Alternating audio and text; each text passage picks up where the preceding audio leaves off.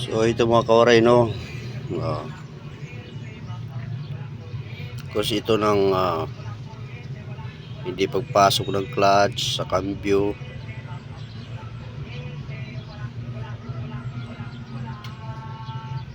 O kaya pag inapakan mo ng matagal yung clutch,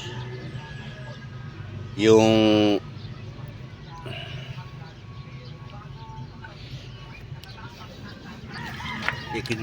secondary clutch master na yan bumababa.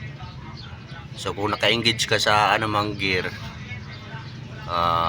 mamamatay yung makina kasi di kayang i-hold yung fork ng matagal kasi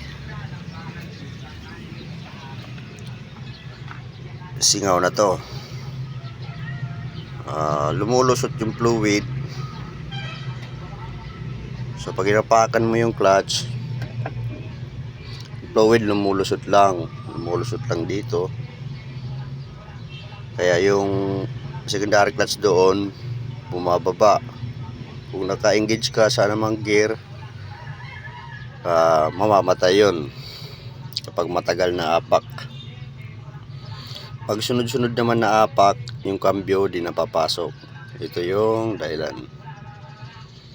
So ito, magpapalit tayo ng ganito.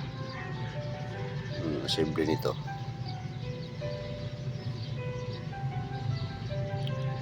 Okay, ito yung sira.